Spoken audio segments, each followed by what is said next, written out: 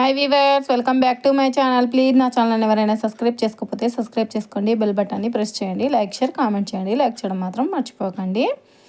ఈరోజైతే నేను మిరియాల చారు చేయబోతున్నానండి. జలుబున్నా దగ్గున్నా ఎమ్మటే తగ్గిపోతుంది. ఇది చాలా తొందరగా చేసుకోవచ్చు. ఇంక ఇప్పుడైతే ప్రాసెస్లోకి అయితే వెళ్ళిపోదామండి మనం.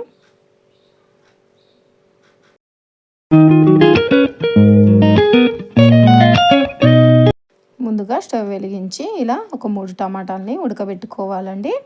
అది ఉడికేలోపు మనం మసాలాని దంచుకోవాలండి.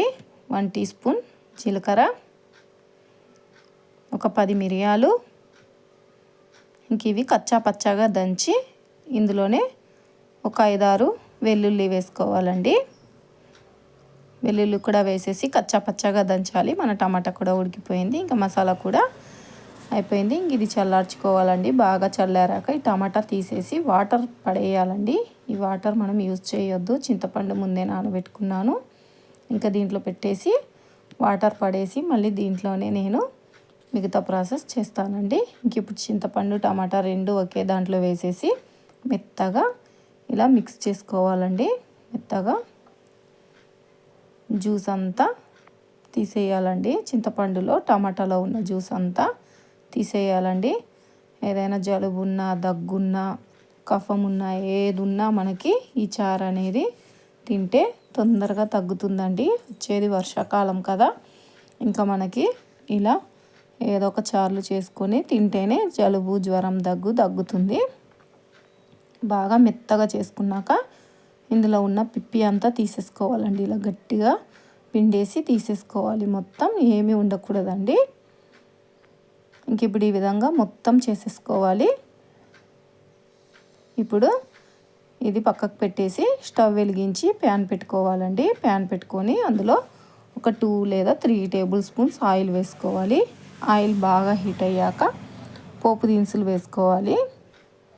మినపప్పు, శనగపప్పు, ఆవాలు, జీలకర్ర, ఇప్పుడు పచ్చిమిర్చి, టమాటా, కొంచెం కరివేపాకండి. ఇది బాగా గోల్డెన్ బ్రౌనిష్ కలర్ అయ్యేంత వరకు ఫ్రై చేసుకోవాలి. ఇందులోనే ఎండుమిర్చి, ఇంకా కారం అనేది యాడ్ చేయమండి. ఇంకా మిరియాలు, మిర్చియేనండి కారం. బాగా ఫ్రై చేసుకున్నాక మనం ముందుగా దంచి పెట్టుకున్న మసాలాని ఇందులో వేసి 2 నిమిషాలు ఫ్రై చేసుకోండి. 2 నిమిషాల తర్వాత ఇది కలర్ చేంజ్ అవుతుందండి. ఇప్పుడు ఇందులో 1/2 టీ స్పూన్ పసుపు కూడా ఇందులో కలిసిపోవాలండి. కలిసిపోయాక మన పూస అనేది బాగా కాలిపోయింది. ఇప్పుడు చింతపండులో నీళ్ళు తగినన్ని, మీ పులుపు ఎక్కువ తిన్నా తక్కువ తిన్నా చూసి వేసుకోండి. ఇంకా వేసుకొని ఫైనల్గా సాల్ట్ అయితే వేసుకొని ఇది బాగా ఒక పొంగు రానివ్వాలండి. ఒక్కసారి అయితే సాల్ట్ వేసాం కాబట్టి కలిపేయండి. ఒక్కసారి కలిపేసి మూత పెట్టేసి వెయిట్ చేయండి.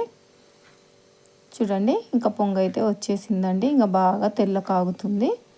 ఇంకా దీన్ని ఒక 2 నిమిషాలు లేదా 3 నిమిషాలు ఉంచేసి స్టవ్ ఆఫ్ చేసేసుకోవడమేనండి. ఇంకా స్టవ్ ఆఫ్ చేసేసుకొని ఒక గిన్నెలోకి అయితే తీసేసుకోవడమేనండి. ఎంతో టేస్టీగా ఉండే మన మిరియాల చారు అనేది రెడీ అయిపోయిందండి. మీకు కూడా నచ్చితే వీడియో అనేది లైక్ చేసి కామెంట్ చేయండి.